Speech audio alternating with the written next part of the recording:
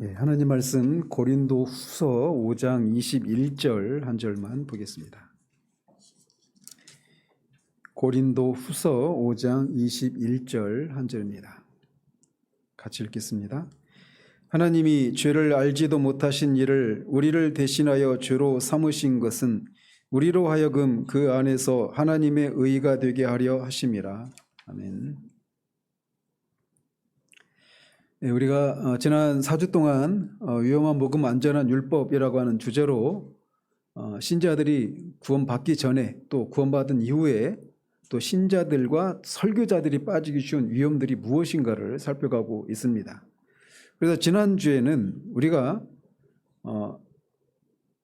그렇게 율법의 조명, 율법 앞에서 우리가 절망스러운 상태 가운데 있다라고 하는 것을 깨달은 사람들이 빠지기 쉬운 위험, 또는 설교자가 빠지기 쉬운 위험에 대해서 살펴봤습니다.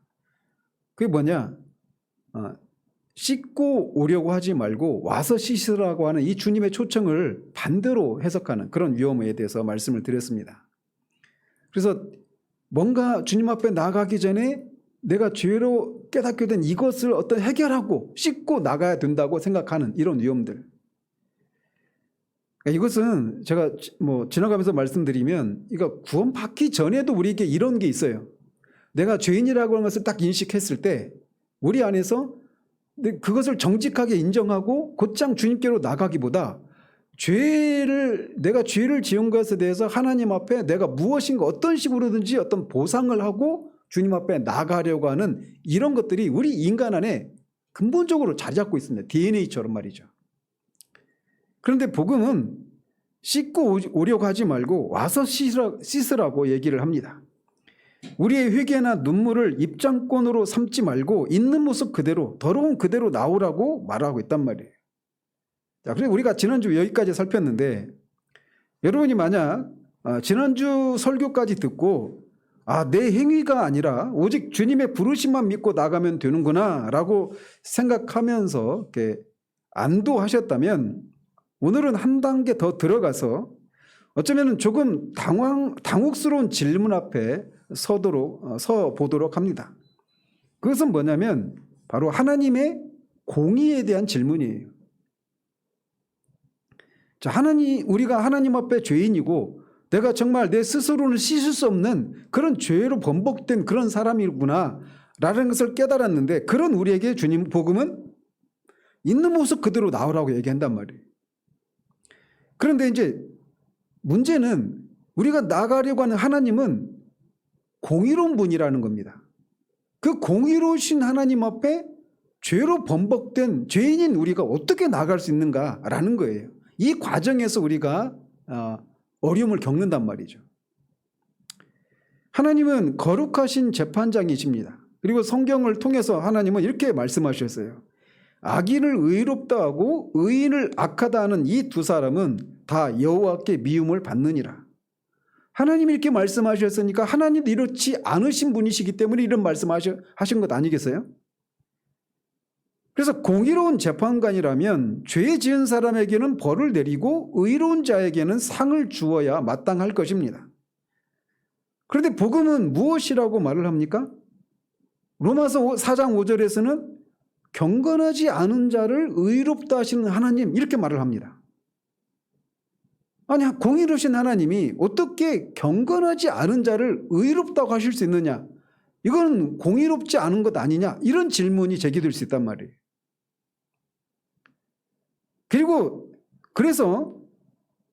근데 이것은 법적으로 보면은 말이 안 되는 거죠. 경건하지 않은 사람을 의롭다고 선언하는 것은 법적으로는 말이 안 되는 일입니다. 만약에 세상 법정의 판사가 연쇄살인범에게 당신이 뉘우치고 있으니 무죄요. 나가서 자유롭게 사시오라고 판결한다면 온 국민이 들고 일어나서 그 판사를 탄핵할 것입니다. 내란인데 초범이니까 5년. 말도 안 되죠. 내란을 어떻게 초범, 재범, 3범 할 수 있습니까? 내란은 근본적으로 초범일 수밖에 없단 말이에요. 그것은 자비가 아니라 불의이기 때문에 그런 반응을 보일 것입니다. 하물며 지극히 공의로우신 하나님께서 어떻게 우리같이 흠 많고 더러운 죄인을 향해서 너는 무죄다, 너는 의인이다라고 선언할 수 있느냐, 이 문제가 생기는 겁니다. 이 문제를 살피는 것이 왜 중요하냐면 우리가 하나님 앞에 의롭다고 선언받은 것, 칭의를 얻은 것이 얼마나 하나님의 공의에 만족스러운 것인가를 알면 알수록 그만큼 우리는 구원에 대해서 확신을 더 갖게 되는 겁니다.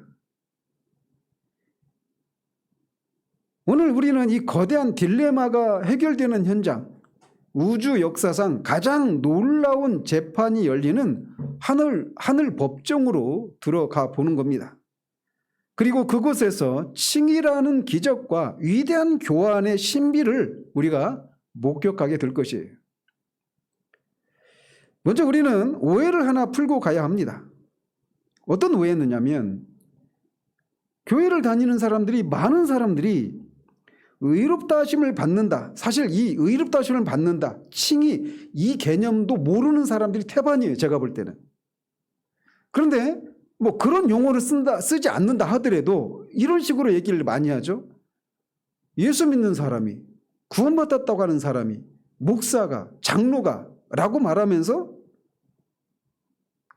그 말을, 예수를 믿고 구원받았다라고 하는 개념을 어떤 식으로 얘기를 하느냐면 그가 실제로 착한 사람이 된다라고 하는 식으로 생각을 하는 거예요.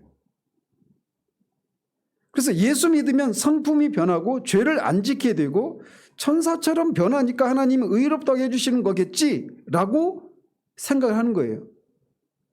이걸 왜 이렇게 말씀드리냐면 어떤 경우에 그 사람이 그런 생각을 갖고 있는 것인가를 아느냐면 예수 믿는다고 하는 사람이 죄를 지을 때 그것에 대한 반응을 보면 그 사람이 예수를 믿으면 구원받으면 그런 죄를 짓지 않는 사람이 되는구나 이렇게 생각하고 있다라고 하는 것을 그렇게 보이는 겁니다. 그래서 많은 경우에 예수 믿으면 성품이 변하고 죄를 안 짓게 되고 천사처럼 변하니까 하나님이 의롭다고 해주신다라고 생각을 한단 말이에요. 그러나 천만의 말씀입니다. 칭의는 우리의 상태가 변하는 것이 아니라 우리의 신분이 변하는 겁니다. 그러니까 의롭다고 받는 것을 상태의 변화로 착각하는 경우들이 많아요. 실천적인 측면에서 그런 게 있단 말이에요. 그렇지만 성경은 그것 그렇게 말하지 않습니다. 칭의라고 하는 이 용어는 병원에서 쓰는 용어가 아니라 법정에서 쓰여지는 용어입니다. 그래서 튜리팅 같은 이 개혁주의 신학자들은 이렇게 정의를 했어요. 칭의는 죄인을 의로운 사람으로 만드는 물리적 변화가 아니라 죄인을 의로운 사람으로 여겨주는 법정적 선언이다. 이 차이 아시겠죠? 의로운 사람으로 만들어주는 물리적인 변화가 칭의가 아니라 의로운 사람으로 여겨주는 법정적 선언이라는 거예요. 쉽게 말해서 판사가 피고인석에 앉은 여러분을 향해서 의사봉을 두드리면서 피고는 무죄라고 선언하는 순간, 그 순간에도 여러분의 속사람은 여전히 죄의 습관이 남아있고 인격이 덜 되었을지라도 법적으로는 완전히 의로운 사람이 되는 겁니다. 그렇다면 다시 처음의 질문으로 돌아가서, 그렇다면 어떻게 공의로우신 하나님이 죄인인 우리에게 이런 말도 안 되는 무죄 선언을 하실 수 있는가? 그리고 그 근거는 무엇인가? 이거를 오늘 살펴보고자 하는 겁니다. 여기서 우리는 종교개혁자 마틴 루터가 그토록 감격했던 즐거운 교환 혹은 위대한 교환의 교리를 마주하게 됩니다. 루터는 이것을 설명하기 위해서 결혼의 비유를 들어서 설명을 합니다. 한번 상상해 보십시오. 여기 한 나라에 왕자가 있습니다. 그는 지혜롭고 부유하고 모든 권세를 가진 인품도 정말 뛰어난 존귀한 사람입니다. 반면에 한 여자가 있어요. 그 여자는 빚더미에 앉은 거지이고 몸은 병들었고 과거에는 몸을 파는 창녀였습니다. 그녀가 가진 것이라곤 산더미 같은 빚과 더러운 옷 그리고 죄악된 과거뿐입니다. 그런데 놀랍게도 이 고귀한 왕자가 이 비천한 여인을 사랑해서 그녀에게 청혼을 합니다. 그리고 마침내 법적인 혼인신고까지 마쳤어요. 그래서 이제 이 왕자와 이 과거에 비참한 삶을 살았던 여자가 법적으로 부부가 되었습니다. 그리고 이 결혼 서약이 맺어지는 순간 놀라운 소유권의 교환이 일어납니다. 첫 번째로 여자가 가지고 있었던 모든 것이 왕자의 것이 됩니다. 예를 들어서 여자의 빚이 100억이고 1000억이었다고 치십시다. 왕자와 결혼한 순간 그 빚은 이제 법적으로 누구의 빚이 됩니까? 남편인 왕자의 빚이 됩니다. 마찬가지로 여자의 수치, 여자의 가난, 여자의 무거운 짐이 모두 왕자의 어깨로 넘어갑니다. 여자의 것이 왕자의 것이 되는 소유권의 변화가 일어나요. 반대로 왕자가 가지고 있었던 모든 것이 이제는 여자의 것이 됩니다. 왕자의 막대한 재산과 왕궁 또 그의 고귀한 신분 그 모든 영광이 법적으로 이 여자의 소유가 됩니다. 근데 바로 이 일이 십자가에서 일어나는 일이에요. 이거를 신학적으로 뭐라고 부릅니까? 전가라고 부르죠. 그래서 이중적으로 일어나기 때문에 이중전가 이렇게 부릅니다. 그런데 이 놀라운 교환은 저절로 일어나는 것이 아니에요. 이게 아까 점심시간에 임누리 집사님과 나누던 얘기의 핵심인데 왕자와 거지가 길에서 스쳐 지나간다고 해서 왕자의 재산이 거지의 것이 되는 게 아닙니다. 반드시 결혼이라는 법적 결합이 있어야 돼요. 남남이 아니라 결혼을 통해서 한 몸이 되어야 네 것이 내 것이 되는 일이 일어난단 말이죠. 근데 이 일이 그리스도라고 하는 신랑과 우리라고 하는 죄인인 신부가 결혼이라고 하는 것을 통해서 그리스도와 신자가 연합될 때 그리스도의 것이 우리의 것이 되고 우리의 것이 그리스도의 것이 되는 거예요. 여기에서 작동되는 게 뭡니까? 그 일이 일어나도록 작동되는 그 수단이 뭐예요? 믿음이에요. 믿음. 믿음은 그리스도에 대한 우리에 대한 단순한 사실을 아는 지식이 아닙니다. 믿음은 그리스도라는 신랑과 나를 한 몸으로 묶어주는 일종의 결혼 서약이에요. 이 믿음을 통해서 우리는 그리스도와 신비롭게 연합을 하게 됩니다. 그리고 우리가 그분과 하나로 연합되었기 때문에 비로소 그분의 의가 우리의 것으로 법적으로 전가가 되는 것입니다. 즉 우리가 예수 그리스도를 믿을 때 영적으로 이런 신비로운 연합이 일어납니다. 그리고 이렇게 그리스도와의 연합, 즉 우리가 그리스도와 결혼하는 순간 두 번의 전가가 일어나는 거예요. 그래서 이중 전가라고 부르는 겁니다. 첫 번째 전가는 뭐냐면 나의 죄가 그리스도의 것이 됩니다. 나의 모든 죄, 내가 받아야 할 저주, 내가 치러야 할 지옥의 형벌이 십자가 위에 예수님께로 전가됩니다. 하나님은 예수님을 보실 때 마치 예수님이 저지른 죄인 것처럼 그분을 대하십니다.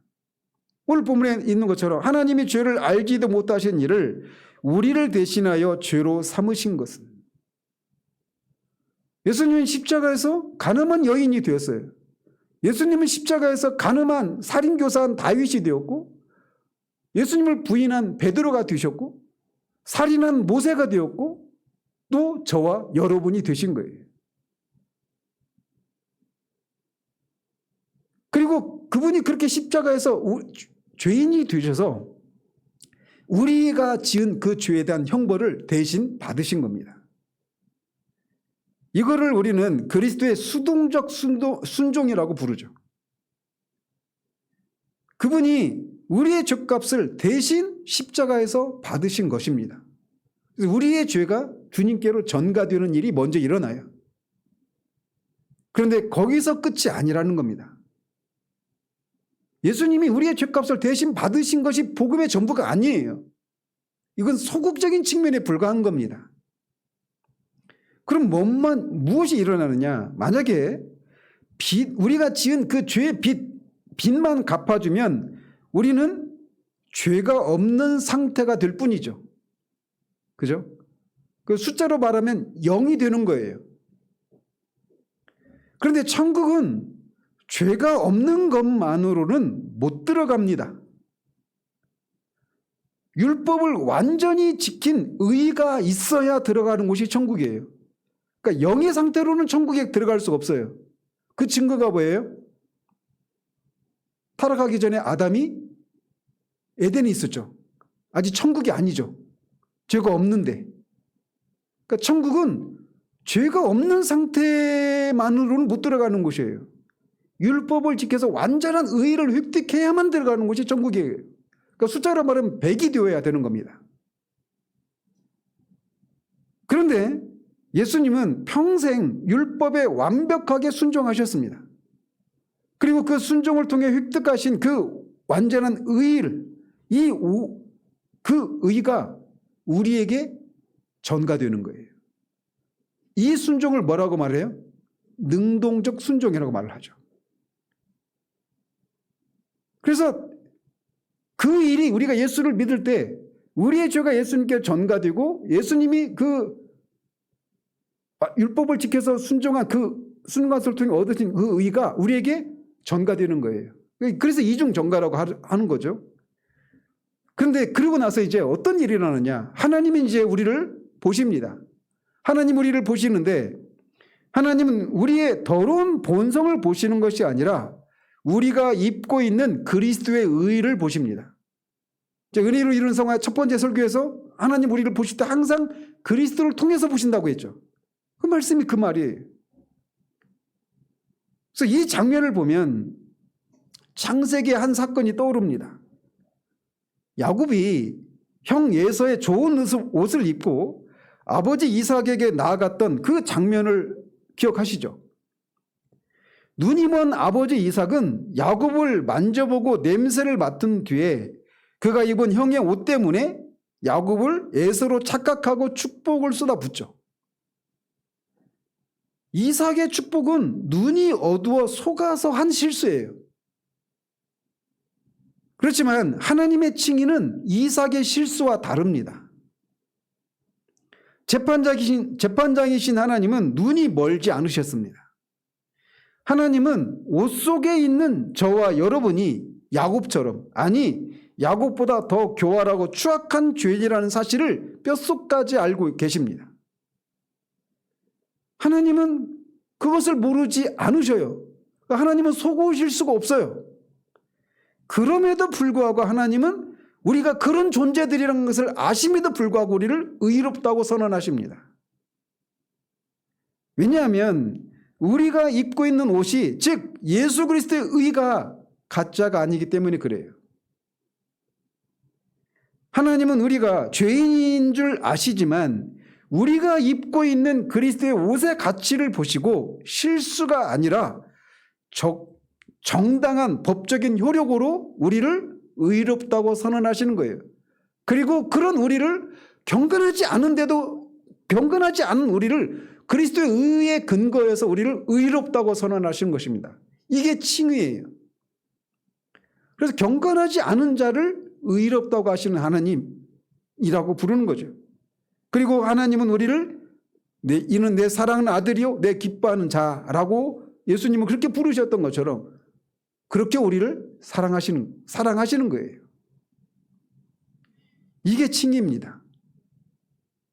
우리는 여전히 속사람 여전히 부패 있어요.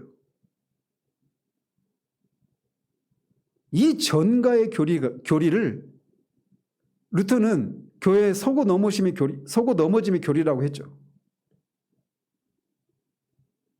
이것이 왜 그토록 중요하느냐면 우리가 받은 칭의는 단순히 그냥 봐줄게 정도의 사면이 아니기 때문에 그렇습니다.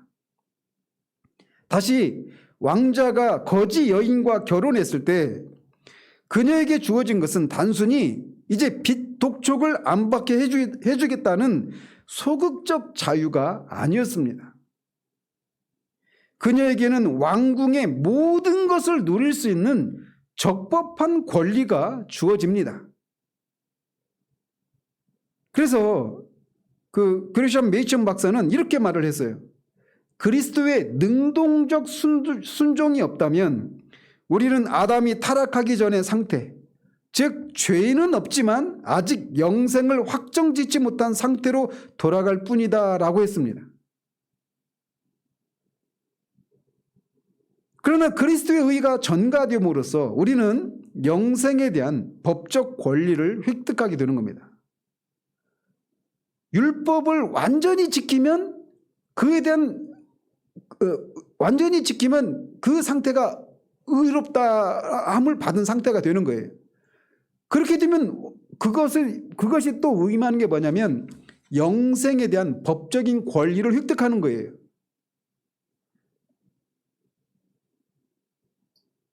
그래서 우리가 의롭다함을 받는다라고 하는 것은 우리가 죄가 용서받았다라고 하는 것뿐만 아니라 우리가 율법을 완전히 지킨 사람이 되었다라고 여겨주시는 거예요. 그리고 그 결과가 뭐냐? 율법을 완전히 지킨 자들에게 주시는 법적인 권리가 뭐냐면 영생이에요. 그래서 우리가 의롭다함을 받는다는 얘기는 영생에 대한 법적인 권리를 소유했다라고 하는 것을 의미하는 것이기도 하는 겁니다. 그러니까 그리스도의 능동적인 순종의 결과로 우리가 그렇게 되는 거예요. 우리는 많은 경우에 예수님이 십자가에서 우리의 죄를 대신해서 죽으셔서 우리가 모든 죄가 용서받았다라고 하는 측면에서 그치는 경우들이 많아요. 그래서 그냥 죄 없는 상태가 되고 이제 내가 그런 상태가 되었으니까 이제 내 신분에 맞게 살아야지 라고 하는 이런 식으로 생각하는 사람들이 많아요. 그게 아니라는 겁니다. 그 왕자와 결혼해서 왕자에게 속한 그 모든 권리를 우리가 누릴 수 있는 권리까지 주어진 거예요. 그리고 이 권리는 우리의 행위에 따라 취소되거나 변경되는 것이 아닙니다. 왜냐하면 이 권리의 근거가 나의 순종이 아니라 이미 완성된 그리스도의 순종의 결과 주어진 것이기 때문에 그래요. 여러분의 통장에 1,000억 원 정도가 입금되었어요. 그 돈은 여러분이 노동해서 번 돈이 아닙니다. 하지만 은행에 가서 인출할 때 은행원은 여러분에게 정당한 권리가 있음을 인정하고 돈을 내어줍니다. 이것이 칭의가 우리가 주는 확신이에요. 우리가 하나님의 사랑을, 하나님의 은혜를 받을 순종을 한 적이 없어요. 할 수도 없어요. 그런데 그 하나님의 사랑과 하나님 은혜를 우리가 받고 누릴 수 있어요. 그리고 그게 정당하기까지 해요. 왜냐? 그리스도의 순종이 우리의 것이 되었기 때문이에요. 우리는 이 놀라운 외부로부터의 의 덕분에 오늘 내 모습이 비록 초라하고 여전히 죄 가운데 넘어진다 할지라도 하나님 보좌 앞으로 담대히 나아갈 수 있는 겁니다. 이 부분이 확실하지 않으면요, 우리가 구원받는 과정에서도 그렇지만 구원받은 이후에도 우리가 이 부분이 확실하지 않으면 항상 어떤 죄를 우리가 깨닫게 되면 그 죄를 곧장 하나님 앞에 정직하게 고백을 하고 그리스도의 의의를 붙잡고 하나님 앞에 담대하게 나가지 못하고 계속해서 내가 그 하나님의 은혜와 호의를 누리기 위해서는 내 쪽에서 무엇인가를 해야만 한다라는 생각들을 가지게 되는 거예요. 그래서 이게 나중에 이제 성화의 과정에서 율법주의가 얼마나 우리를 피를 말리는 것인가를 더 구체적으로 살피겠지만 우리 그리스도의 순종이 우리의 것이 되었기 때문에 우리가 하나님 앞에 담대히 어떤 상태 가운데서도 담대히 나아갈 수 있고 우리를 향한 하나님의 판단이 결코 바뀌지 않는다라고 하는 이 확신이 우리 가운데 있고 그것을 누리는 것이 그래서 중요한 거예요. 이거를 모르면요, 구원받은 이후에도 우리가 얼마나 하나님으로부터 어떤 호의와 은혜를 받기 위해서는 내 쪽에서 뭔가를 해야 된다는 생각들을, 나의 순종의 근거에서 하나님 앞에 나아갈 수 있는 근거가 있는 것처럼 생각하는 그런 신앙생활에 망령에서 벗어나지를 못하는 거예요.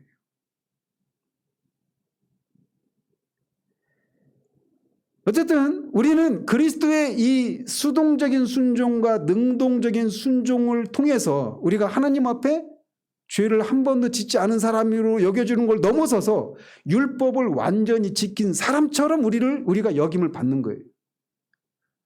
그래서 율법을 모두 지킨 사람들에게 약속하신 영생을 우리가 예수를 믿을 때 우리가 그 영생을 누리기 시작하는 겁니다. 그리고 이 신분은 변하지 않아요. 그런데도 여전히 그때 우리는 어때요? 여전히 경건하지 않아요. 그럼에도 불구하고 하나님 우리를 의롭다고 해주신다고요. 그리스도의 그 순종의 근거에서. 그리스도의 순종을 우리의 것으로 여겨주시는 것을 통해서.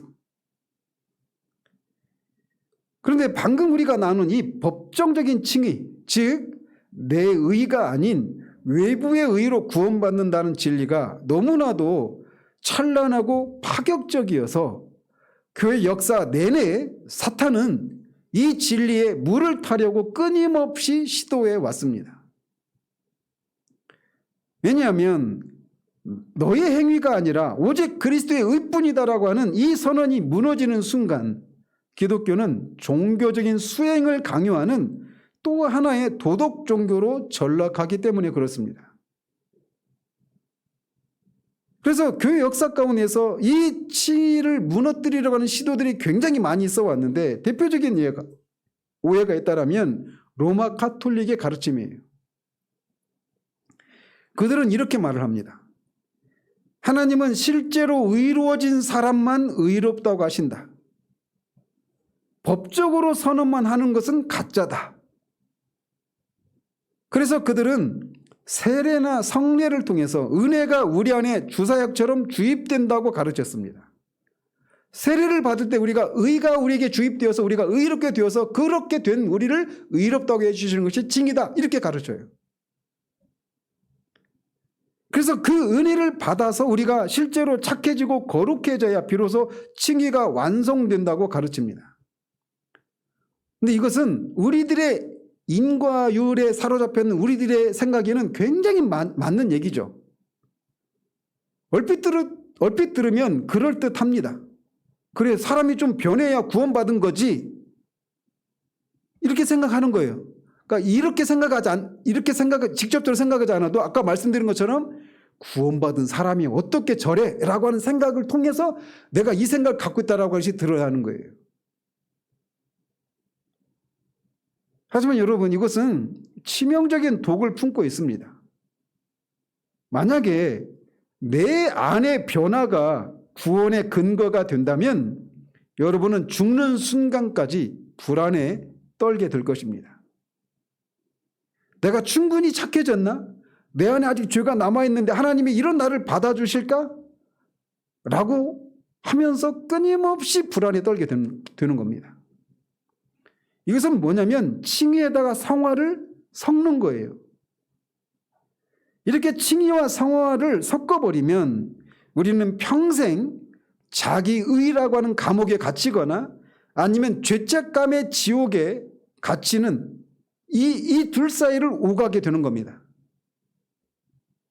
종교 이신칭의 복음을 발견하기 전에 루터가 그런 상태였어요. 어쨌든 로마 가톨릭은 세례를 통해서 의가 주입되어서 의롭게 만든 후에 우리를 의롭다고 하신다. 이 칭의를 그렇게 가르쳐요. 그런데 또 종교개혁 당시에 루터교 내부에도 비슷한 혼란이 있었습니다.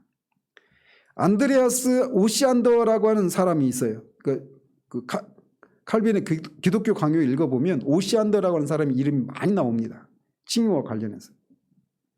그래서 그는 뭐라고 말을 했냐면 법적인 선언만으로는 부족하다.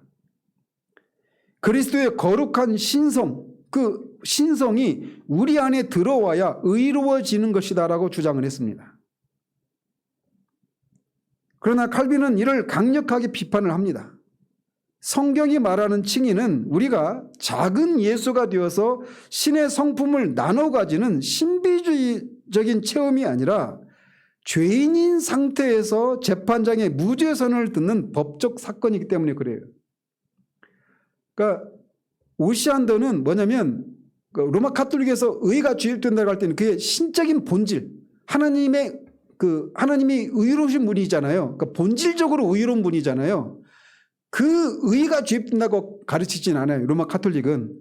근데 오시안더는 그 본질적인 의가 우리에게, 그 본질적인 의가 우리 안에 들어와서 의로워진다라고 말하는 측면에서 로마 카톨릭과 조금 달라요, 성질이. 근데 어쨌든 결론적으로는 두 가지 견해가 뭐냐면 우리를 의롭게 만들어서 우리를 의롭다고 칭한다라고 하는 면에서는 같지만 말이죠. 그러나 이거는 칭의는 법정적인 선언인 거라는 말이에요. 자, 그런데 오늘날 21세기 한국교회 앞에도 이 법정적 칭의를 흔드는 새로운 도전들이 놓여 있습니다. 이들은 하나같이 한국교회가 칭의를 너무 쉽게 가르치고 남용한 결과 타락했다라고 진단을 합니다. 그러니까 잘 되려고 하는 동기에서 출발했다는 면에서는 긍정적으로 평가를 할 수 있어요. 그래서 그 선한 의도는 이해하지만 안타깝게도 그 처방은 우리를 다시 율법의 멍에로 끌고 가는 결과로 귀결된다는 것입니다.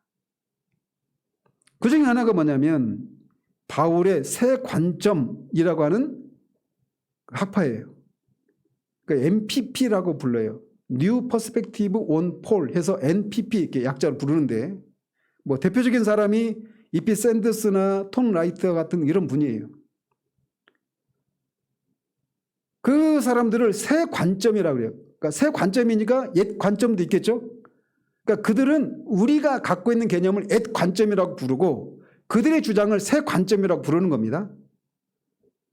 그래서 그들의 주장을 최대한 간략하게 표현하자면 이들은 칭의를 어떻게 해석을 하느냐면 죄인이 용서받고 구원받는 법적 사건으로 보는 것이 아니라 누가 하나님의 언약 백성의 멤버인가를 확인해 주는 선언, 이게 칭의라고 해석을 합니다. 그러니까 이들은 어떻게, 이 얘기를 하려면 좀 더 설명을 할게요. 이들은 그러니까 우리는 바리새인들이 율법의 행위로는 의롭다함을 받을 자가 없다라고 하는 이 말씀 있잖아요. 그리고 갈라디아 교회를 향해서 그 바울이 막 저주까지 하면서 그들을 비판하잖아요. 거짓 교사들을. 근데 이제 바울은 그리고 우리도 바리새인들은 율법을 어떤 도구로 이해를 했다고 우리가 알고 있습니까? 율법을 왜 주셨다고 한다고 우리가 알고 있어요? 바리새인들이 생각하는 게 뭐라고 우리가 알고 있어요? 그 율법을 지킴으로 그 구원을 받을 수 있다 이렇게 생각한다고 갖고 있잖아요. 이게 이들의 입장에서 그게 관점이에요. 근데 이 이피 샌더스가 대표적인 사람인데 이 바리새인들은 율법을 그렇게 생각하지 않았다는 거예요. 그들이 갖고 있는 율법과는 이런 거였다라는 겁니다. 하나님이 이스라엘 백성이 하나님의 백성이 된 것은 그들이 율법을 지켜서 하나님의 백성이 된 게 아니죠. 하나님의 은혜로 그들이 하나님의 백성으로 선택을 받았죠. 그래서 하나님의 백성이 된 거예요. 그 율법은 뭐냐? 하나님의 은혜로 하나님의 백성이 된 거, 그 하나님의 백성 된 그 언약, 이제 그래서 그들은 언약적 율법주의 이렇게 부릅니다. 이 새 관점 학파들은 우리가 갖고 있는 바리새인들의 율법과는 율법주의잖아요. 전형적으로 율법을 지킴으로 구원을 받을 수 있다 이렇게 생각하잖아요. 근데 새 관점 학파에서는 바리새인들을 그렇게 이해하지 않고 언약적 율법주의라고 말을 해요. 이게 뭐냐? 하나님의 은혜로 이스라엘 백성이 하나님의 백성이 되었잖아요. 그 하나님의 은혜로 하나님 언약 백성이 되었고, 언약 백성의 그 지위를 유지하기 위해서, 언약 백성이라고 하는 것을 나타내기 위해서 율법을 지킨 것이다라는 거예요. 좀 다르죠. 율법을 지킴으로써 구원을 받는다고 생각한 게 그들의 말하는 것의 역관점이고 우리가 갖고 있는 입장이에요. 근데 그들은, 새 관점학파들은 율법을 그렇게 이해하지 않고 하나님의 은혜로 하나님의 백성이 되었는데, 그 하나님의 백성됨을 나타내기 위해서, 그걸 유지하기 위해서 율법을 지키는 것이다 이렇게 생각하는 거예요. 그러니까 그것을 언약적 율법주 이렇게 부릅니다. 이렇게 이해가 되시죠? 그러니까 율법을 지킴으로 하나님의 언약 백성이 되려고 율법을 지킨 게 아니라는 거예요. 그들의 입장은 이미 하나님의 언약 백성이 되었는데 그 백성됨을 유지하고 드러내기 위해서 율법을 지켰다라고 말하는 거예요. 좀 다르죠, 결이. 그래서 그들에게 있어서는, 그럼 그들이 칭의는 뭐냐? 갈라디아서에서 율법을 지킴으로 온전한 그리스도인이 될 수 있다라고 가르쳤던 그 사람들을 바울이 비판하잖아요. 저주까지 하면서. 바울이 그들을 책망한, 비난한 이유를 새 관점 학파에서는 어떻게 생각하느냐면, 우리는 어때요? 이미 예수님을 믿음으로 우리가 구원을 받았잖아요. 그죠? 그랬는데 갈라디아 교회에 너희들이 예수를 믿음으로 구원을 받은 건 잘하는 것인데, 너희들이 온전한 구원을 이루기 위해서는 안식일을 지키고 할례도 지키고 율법을 지키는 것을 통해서 그 구원을 완성하는 것이다 라고 가르쳤잖아요. 그런데 새 관점학파는 그렇게 해석을 하지 않아요. 그들이 믿음으로 예수님을 믿고 구원을 받았는데 이 안식일이나 할례를 지키는 것을 통해서 하나님의 언약 백성이 될 수 있다고 가르친 것 때문에, 즉 다른 말로 말하면 구약에서는 어때요? 할례를 지키고 안식일을 지키는 것, 특별히 할례와 안식일은 이들이 하나님의 구별된 백성이라고 하는 것을 드러내는 그런 표지였죠. 그러니까 갈라디아에 들어와서 그 갈라디아 그 거짓 교사들이 가르쳤던 것, 할례나 안식일을 지키는 것을 통해 온전한 그 할례를 지켜야 된다고 가르쳤던 것은 이런 식으로 해석하는 거예요. 뭐냐면 이미 그리스도인 되었는 사람들을 다시 유대인이 되라고 가르치는 것 때문에 바울이 비판한 것이다 이렇게 얘기하는 거예요. 그러니까 우리의 비판과 좀 다르죠, 결이.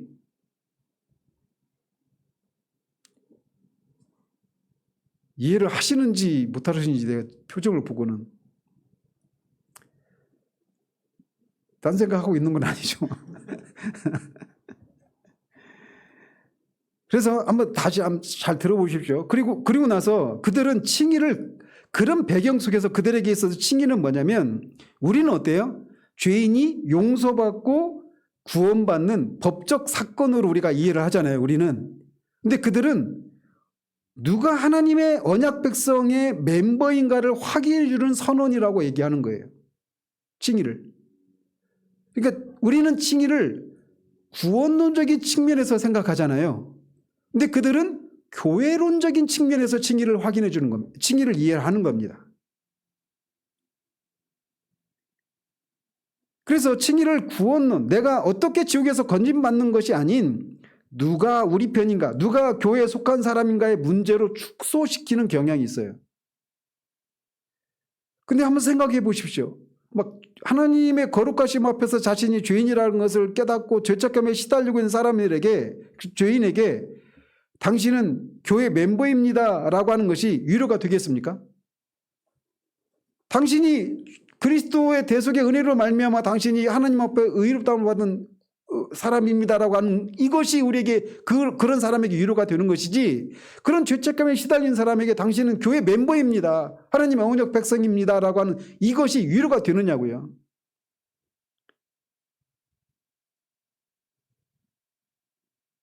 그런 사람에게 필요한 것은 멤버십 카드가 아니라 죽을 죄를 덮어주는 면죄부이자 의의 옷이 필요한 겁니다. 우리가 교회 멤버가 되기 위해서 온 것이 아니라 살기 위해 십자가로 오는 거란 말이에요.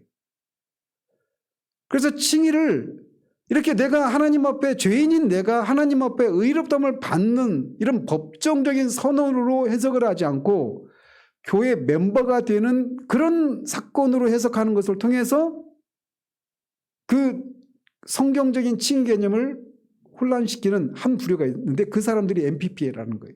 새 관점 학파라는 겁니다. 또 한 부류가 있는데 유보된 칭의론이라고 하는 개념입니다. 여기는 이제 우리나라가 배출한 뭐 세계적인 그런 신학자라고 평가를 해요. 모든 사람이 아니지만 아무튼 그분을 생각할 때 누구냐면 김세윤 교수라고 하는 분입니다. 아마 여러분도 한 번쯤 들어보셨을 것입니다. 뭐냐면 구원은 믿음으로 시작하지만 완성은 끝까지 가봐야 한다라는 겁니다. 이걸 유보적 칭의론이라고 해요. 그래서 이 주장에 따르면 우리가 처음 믿을 때 칭의가 시작되지만 마지막 심판대 앞에서의 최종적인 칭의는 우리의 삶의 열매와 순종을 보고 결정한다라는 겁니다. 그러니까 칭의가 완료된 것이 아니라 유보된 거예요. 그 최종 심판 때까지. 그러니까 이 개념에서는 어떻습니까? 구원을 잃어버릴 가능성이 있어요, 없어요? 있죠. 그러니까 마치 이제 죽음을 앞둔 이 노부모가 자녀들한테 유산을 살아생전에 넘겨주지 않고 꼭 쥐고 얼마나 충성을 하는지, 효를 다하는지에 따라서 그렇게 돈을 쥐고 있는 경우들이 있잖아요. 그렇게 되면 어때요? 효를 행하잖아요. 효도를 하잖아요. 그런 개념인 겁니다. 예를 들자면. 그런데 왜 이런 주장이 나왔는가를 생각해 보면 우리에게는 그냥 마냥 비난만 할 수는 없어요. 왜냐하면 한국교회 안에 나는 구원받았다고 말하지만 사실은 구원받지 않은 사람들이 너무 많은 현실. 명목상의 그리스도인들이 너무 많은 거예요. 그 원인을 이 칭의 교리를 남발했기 때문이다. 또는 칭의가 이렇게 유보된 칭의인데 마치 예수를 믿으면 이제 그 사람의 구원은 절대로 상실되지 않는다라고 하는 마치 면죄부처럼 그렇게 남발하기 때문이다라고 말하면서 이런 주장을 하는 거예요. 그래서 사람들에게 경각심을 주려고 하는 이런 의도에서 이런 얘기를 하는 겁니다. 그렇지만 이런 주장은 결국 우리를 다시 로마 가톨릭의 불안으로 되돌려 보냅니다. 만약 최종 판결이 우리의 순종에 달려 있다면 누가 구원을 확신할 수 있겠습니까? 어느 정도 순종해야 합격일까요? 순종하다가 실수하면 취소되지 않을까요? 이런 염려에 불안에 시달리게 되는 거예요. 그리고 이것은 십자가에서 예수님이 외치신 다 이루었다는 선언을 흐릿하게 만드는 겁니다. 예수님은 어느 정도 이루신 다음에 우리의 순종이라고 하는 것을 더해서 완성하는 방식으로 구원을 이루지 않으셨어요. 우리의 구원은 유보된 것이 아니라 그리스도 안에서 확정된 것입니다.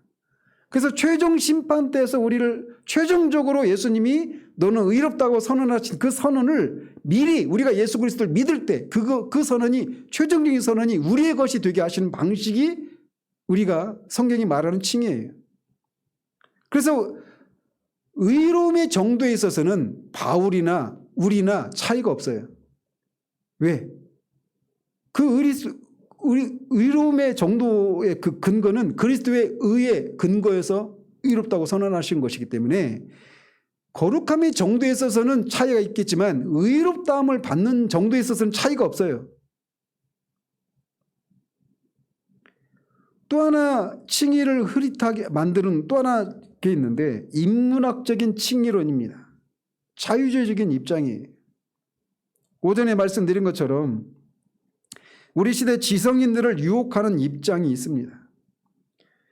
김학철 교수로 대표되는 분들의 주장처럼 기독교를 세련된 인문학이나 윤리로 재해석하려는 시도들이 그렇습니다.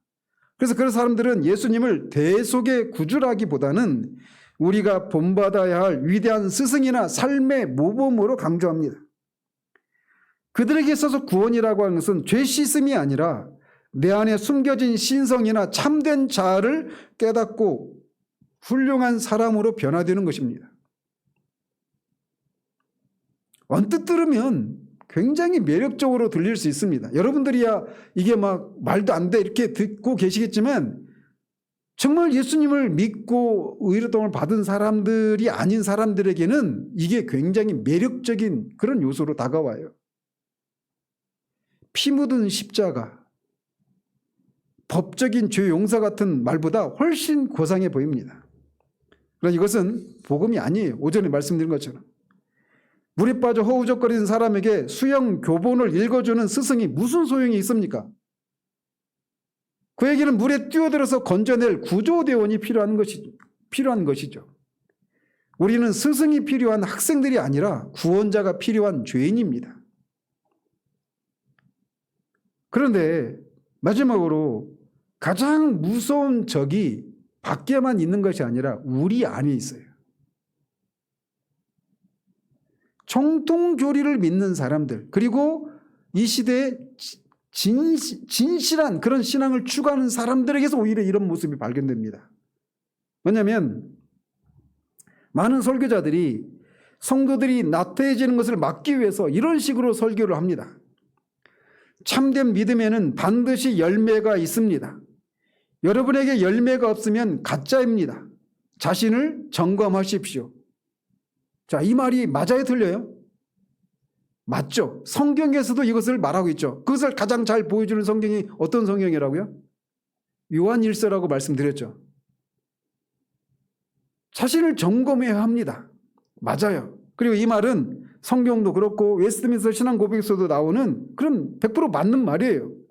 근데 이 말이 적용되는 과정에서 주객전도가 일어나요. 이 지점을 바르게 짚어주지 않으면 사람들이 여기서 구원의 확신을 잃어버리게 돼요. 우리가 지난주에 이것을 다루었습니다. 이렇게 정말 내가 그 참된 믿음에는 열매가 나타나는데 그 열매가 있는지 여러분들을 점검하십시오. 이 말 자체는 맞아요. 그런데 이 말을 듣고 십자가를 바라보는 것이 아니라 다시 자기 내면을 뒤지기 시작합니다. 내가 이런 열매가 있는지. 내가 막 어제 부부싸움을 했는데 또 그런 갈등이 있는데 열매가 없는 걸 보니까 내 믿음은 가짜인가 봐. 아직 성화가 덜 되었으니까 칭의도 없는 것 아닐까? 라고 하는 식이죠. 그래서 열매를 믿음의 근거로 삼는 치명적인 오류에 빠질 수 있습니다. 이걸 바르게 짚어주지 않으면. 여러분, 사과가 열려서 사과나무입니까? 사과나무이기 때문에 사과가 열립니까? 전자의 후자예요? 후자죠. 그래서 사과나무이기 때문에 사과가 열리는 거란 말이에요. 그런데 열매가 안 보인다고 뿌리를 파헤쳐서 이게 사과나무요 아니요 막 확인하려고 농부는 없죠. 열매가 부실하면 어떻게 해야 돼요? 영양분을 더 공급해 줘야죠. 그래서 내가 정말 참된 믿음이 있는가를 보도록, 참된 믿음에는 이런저런 열매가 있는데 그 열매가 많이 안 나타나요. 그럼 우리 어떻게 해야 돼요? 뿌리를 캐내서 보는 것이 아니라 영양분을 공급하는 것이 필요한 거예요. 즉, 내 삶에 변화가 없을수록 내 행위를 점검할 것이 아니라 나의 뿌리이신 예수 그리스도에게 더 깊이 파고들어야 하는 겁니다. 내 안에 열매가 있는가를 묻기 전에 나는 그리스도 안에 있는가를 먼저 물어야 합니다. 그래서 내 안을 들여다보는 병적인 잘못된 성찰을 멈추고 눈을 들어서 그리스도의 의를 바라보는 것, 그것만이 우리에게 이 혼란스러움에서 빠져나올 수 있는 유일한 길인 거예요. 이렇게 우리는 로마 카톨릭이 말하는 것처럼 우리를 수리해서 하나님이 의롭다고 해주시는 것도 아니고 오시안드의 주장처럼 우리를 신처럼 만들어서 우리를 의롭다고 해주시는 것도 아닙니다. 하나님은 여전히 죄인인 우리에게 예수 그리스도의 공로라는 옷을 입히셔서 법적으로 의롭다 하시는 거예요. 그럼에도 불구하고 어떤 분들은 여전히 불안해 하실 수도 있습니다.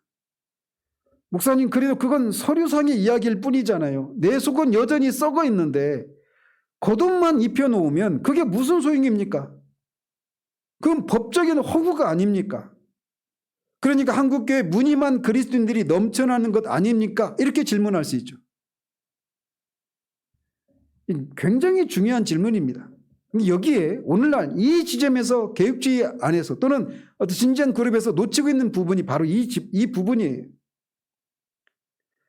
칭의는 단순히 죄 없다고 선언하는 서류 작업, 종이 조각이 아닙니다. 이 법정적인 선언은 우리에게 앞에서 말씀드린 것처럼 영생에 대한 법적 권리가 있다라고 하는 것을 선언하는 것이 포함되어 있는 거예요. 이게 오늘날 제가 볼 때는 이걸 놓치고 있어요. 거지와 왕자의 결혼 비율을 다시 생각해 보십시다.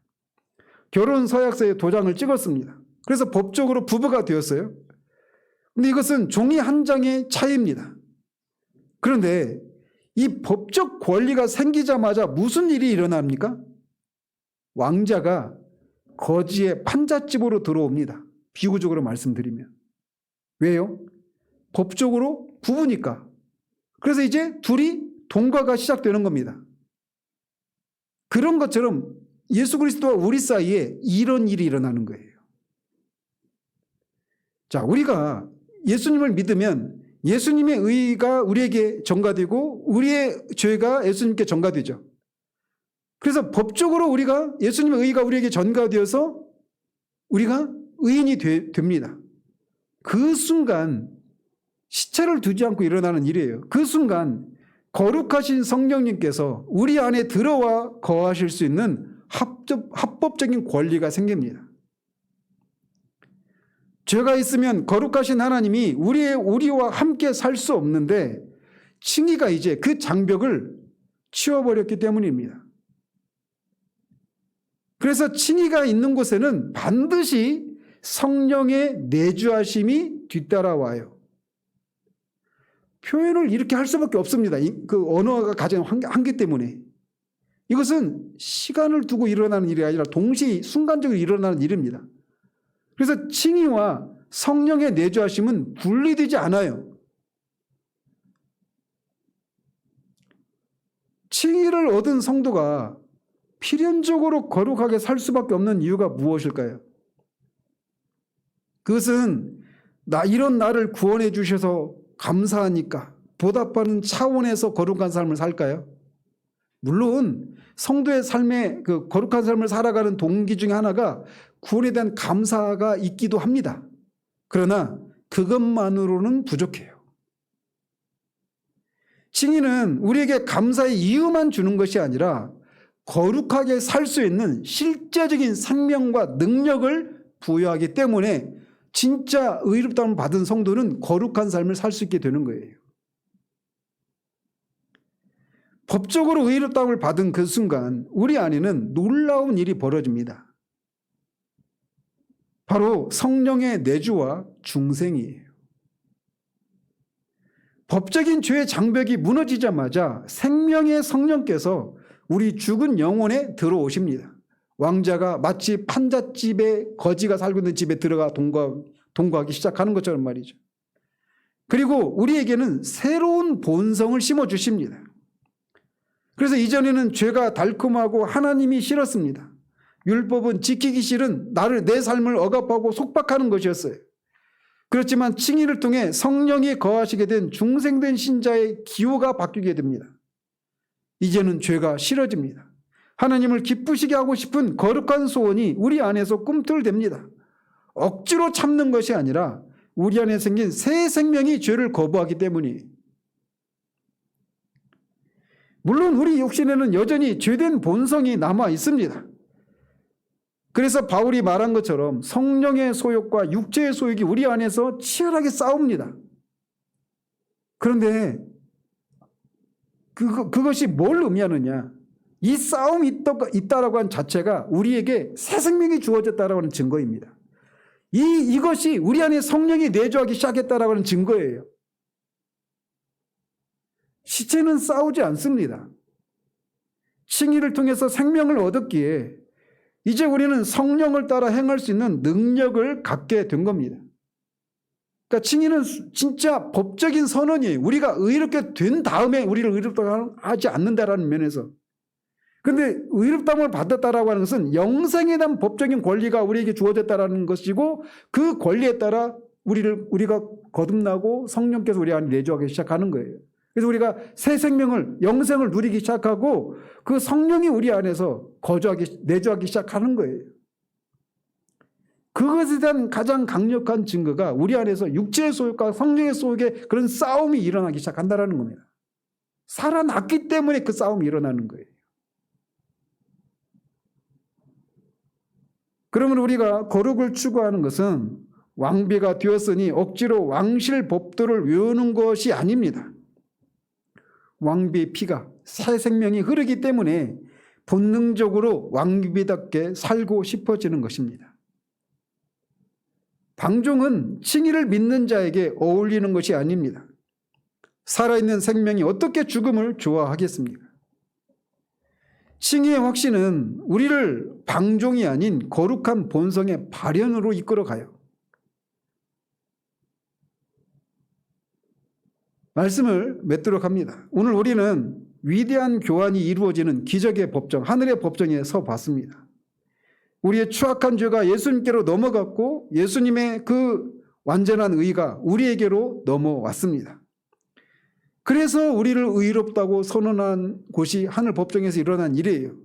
그리고 이 판결은 번복되지 않습니다. 하나님은 자신의 아들의 피로 맺은 이 계약을 영원히 지키실 것입니다. 그렇게 하지 않으시면 하나님이 전능한 하나님이 아니시게 되고 언약의 성실한 하나님이 아니시게 되는 겁니다. 그래서 하나님이 하나님이심을 인해서 이 일은 반드시 지켜집니다. 그러므로 우리는 우리의 내면을 여전히 들여다보면서 나는 구원받을 자격이 없어 라고 한탄하는 일을 멈춰야 합니다. 혹은 내가 좀 더 착하게 살면 하나님이 예뻐하시겠지라고 하면서 우리의 의를 쌓는 그런 일을 멈춰야 합니다. 그렇게 하고 있는 것은 겸손처럼 보이지만 그것은 사실상 하나님이 입혀주신 예수 그리스도의 의의 옷을 벗어버리고 다시 자신의 더러운 누더기를 걸치려는 교만인 겁니다. 그러므로 잘못된 자아성찰을 우리가 멈추어야 합니다. 그리고 믿음의 창문을 열고 창밖을 봐야 합니다. 창밖을 통해서 골고다 언덕 위에서 여러분의 죄를 뒤집어 쓰고 죽으신 예수 그리스도를 바라보십시오. 그리고 이제 부활하셔서 여러분에게 빛나는 의의 옷을 들고 서 계신 신랑을 보십시오. 그분을 바라보십시오. 그분이 여러분의 의입니다.